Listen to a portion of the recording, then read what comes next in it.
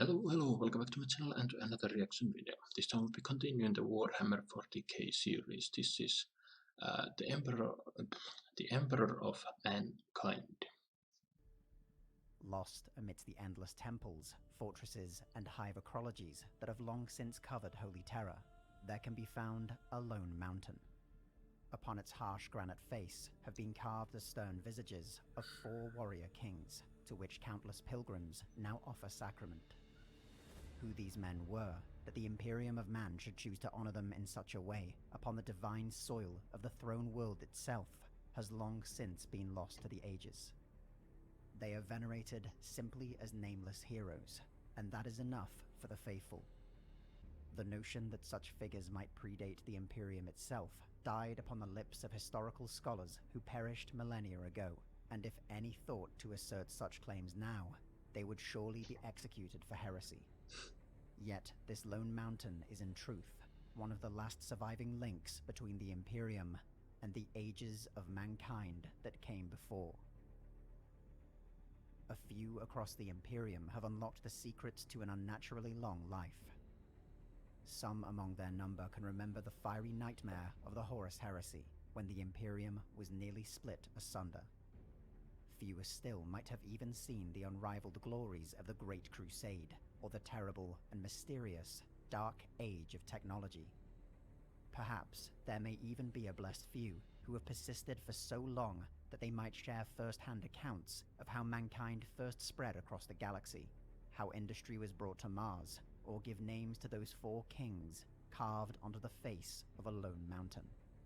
But across the million worlds of the Imperium of Man, there is but a single soul that can undeniably be said to have witnessed these events and so much more. A single Holy. soul that spans the eternity of mankind's existence. A single soul that connects humanity both to its past and to whatever future it might have I'm getting remaining. goosebumps. He is the master of mankind by the will of the gods, and master of a million worlds by the might of his inexhaustible armies. He is a rotting carcass writhing invisibly, with power from the dark age of technology. He is the carrion lord of the Imperium, for whom 1,000 souls die every day, for whom blood is drunk and flesh eaten.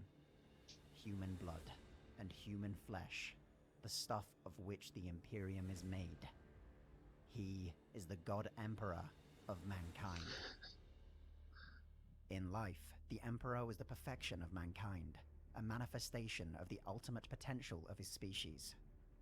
There was no field in which he did not excel, no physical or mental test in which he exhibited anything less than transcendent talent.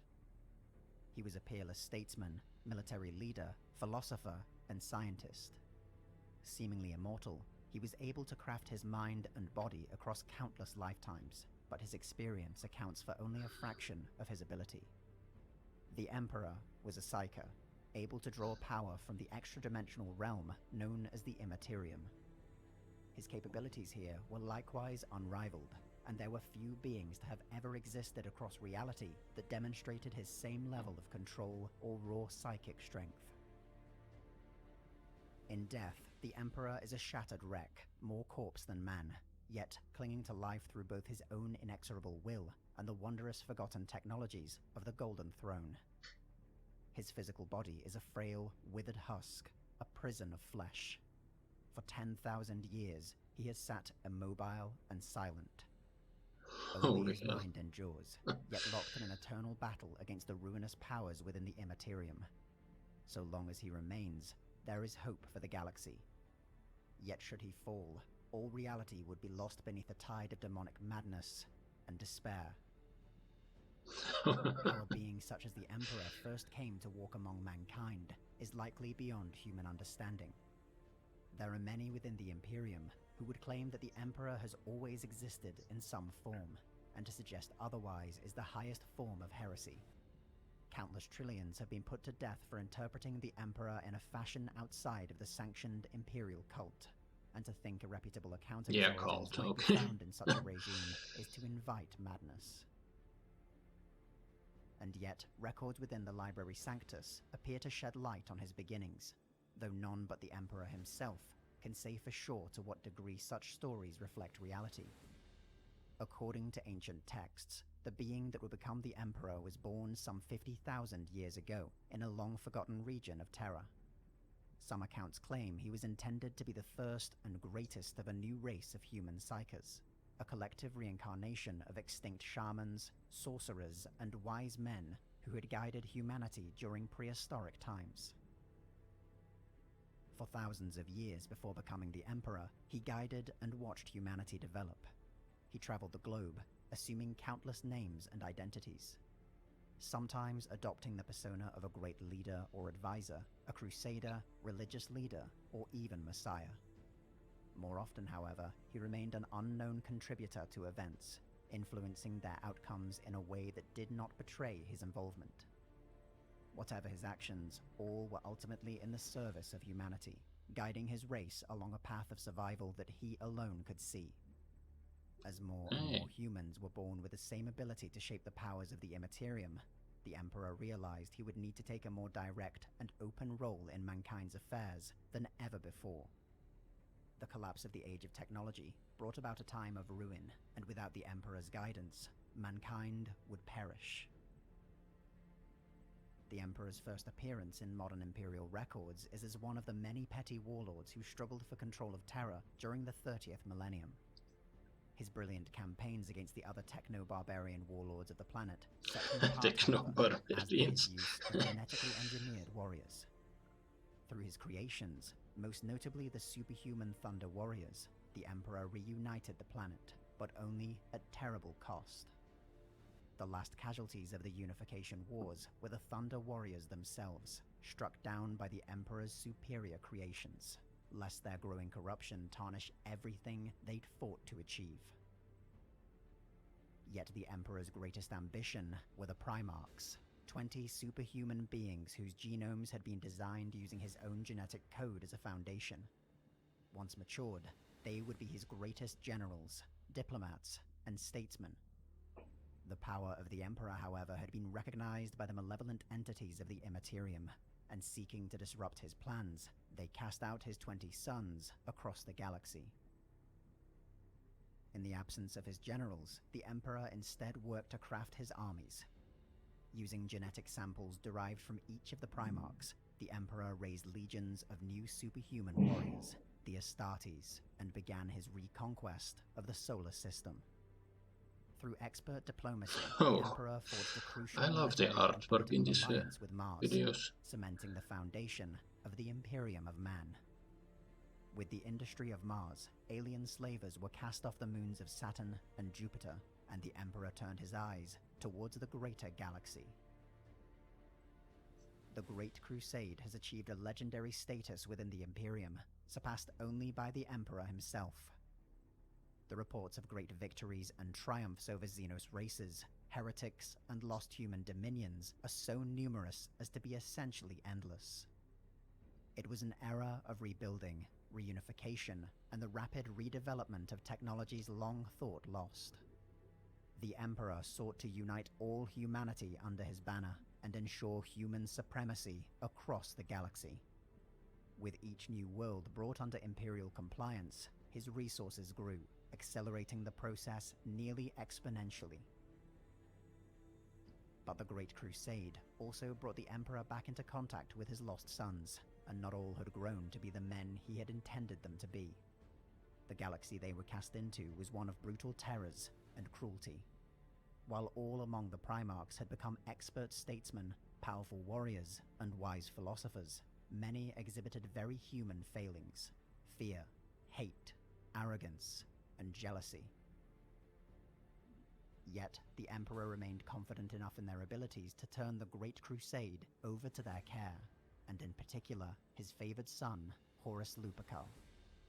The I thought that was him. returned to Terra to personally oversee the construction of the Imperial Webway. This was his ultimate goal, a new means of faster-than-light travel that would forever free mankind from its reliance on the Immaterium, and protect it from the depredations of chaos that lay within. But the ruinous powers of the Immaterium had long since realized the threat to their existence posed by the Emperor, and moved to thwart his ambitions. Through their manipulation of the Primarchs, the Chaos Gods convinced 9 among their number to betray the Imperium, Horus himself had become their greatest prize, and together with his brothers launched a decisive strike against the work of their father. The tragedies of the Horus heresy are without number, yet none so cruel as its final turning point. As the Imperial Palace on Terra burned at the hands of the Chaos Legions and demonic hordes, the Emperor confronted Horus aboard his flagship, the Vengeful Spirit. The battle between the Emperor and Horus was like nothing the universe had ever seen, before or since. The powers unleashed were simply beyond comprehension. The Emperor had confronted Horus as a means to end the conflict in a single stroke, but according to legend, found himself unable to kill a son he still truly loved. It is said Horus tore off one of his father's arms, shattered many of his organs, and still the Emperor refused to deliver a killing blow. From what accounts survived, it appears that it was only when Horus casually and cruelly flayed a man alive who attempted to intervene that the Emperor realized his son was truly lost. The psychic energies that destroyed Horus tore his soul from reality in a manner that blotted the arch-traitor from all existence. It was an act of destruction so final that not even the powers of the Chaos Gods could save or revive their fallen champion. But the act had come too late. The Emperor was mortally wounded. His final instructions to the loyal son that had found his crippled body described how to modify the Golden Throne. It had been intended to form the heart of the Imperial Webway. Now it would be an arcane form of life support, holding together the Emperor's crumbling body. Through his will, the Astronomicon would be projected, a psychic beacon allowing travel through the Immaterium and the survival of mankind. For 10,000 years, the Emperor has persisted atop the Golden Throne, his spirit guiding an Imperium that has become a grim mockery of his original intentions. In the Great Crusade, the Emperor brought to the Imperium a materialistic, atheistic faith based on reason and science, rejecting all vestiges of irrationality and superstition.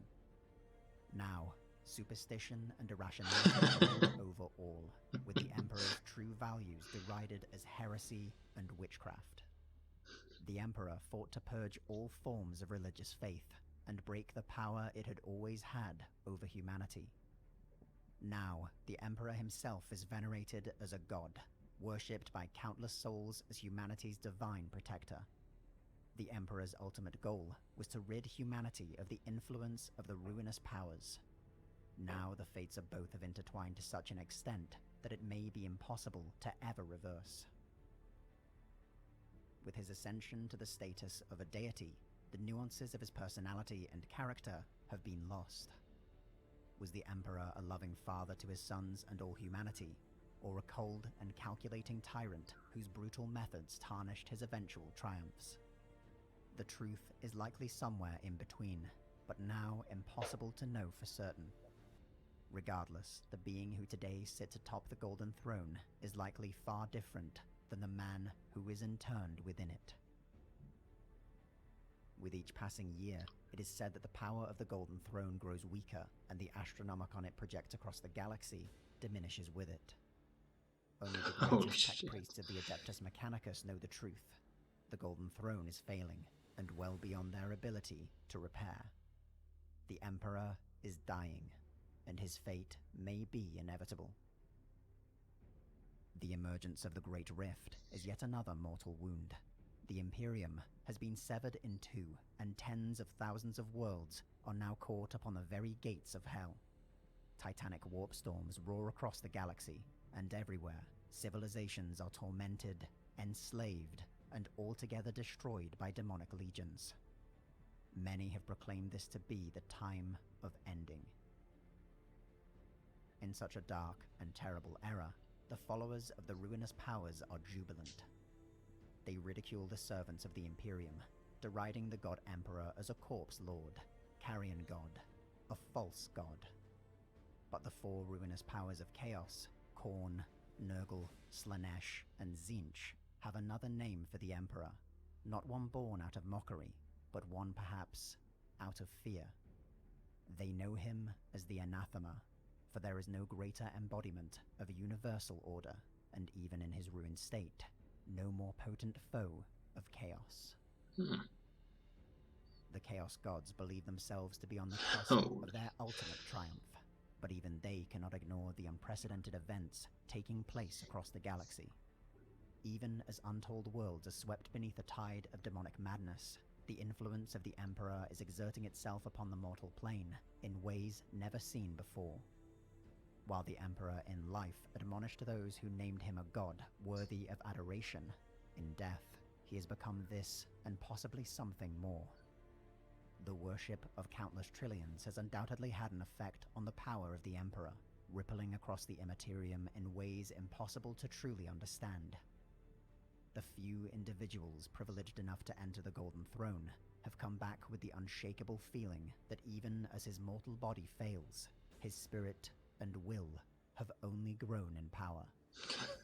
The ruinous powers of chaos have faced mortal champions and armies, only to corrupt them, manipulate them, or else drown them in a tide of blood and death.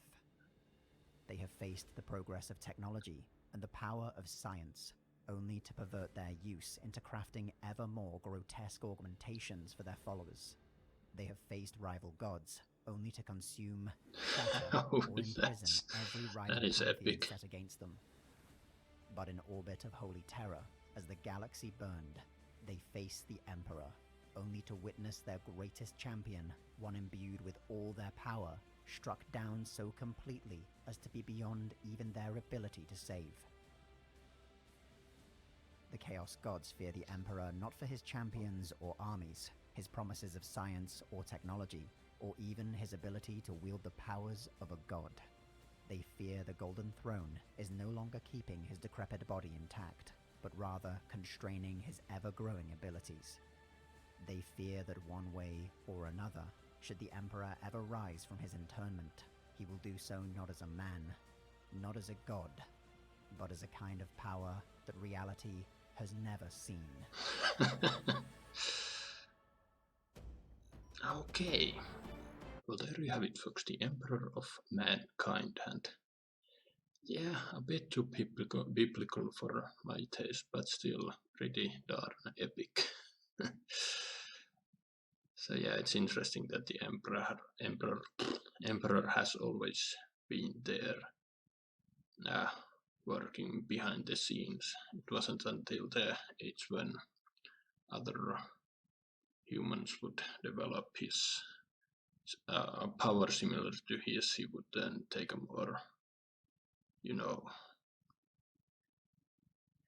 would start to work, he made himself known, declared himself emperor, and well, I think there was a war before he declared himself emperor of all mankind, but still, he took a more direct approach. And it's interesting that the Horus Heresy is the most epic shit that ever happened in the history of the galaxy, or will ever happen. The Emperor going against his sons, who have been corrupted by these gods of chaos from the Immaterium. It is interesting that at the end of the video they do mention that the chaos gods don't really mock the Emperor. They have some form of respect that comes out of fear of what the Emperor might be becoming. That a lot of factions think that the power of the Golden Throne is weakened because the Emperor's body is a literal corpse, but the Chaos Gods believe that he'll soon break free from this not mortal form, this kind of physical form, and become something else entirely. A very much a messiah figure of sorts. I said it before, a bit too biblical for my taste, but still a lot of epic stuff in here. I have to admit that the early years of the Emperor were far more interesting than the later years, up to the point when the Horus heresy ended. That's when I kind of lost interest in some parts. But it's funny to think that the Emperor had this ideal world, what mankind was supposed to be, and now when you look at it, it's very much the opposite of that. Kind of ironic in a way. But yeah, a lot of cool stuff, and I do absolutely love the artwork in this and all these videos. They're just beautiful. Hope you enjoyed my reaction. Drop a comment, drop a like, subscribe if you want, and I will see you on the next video.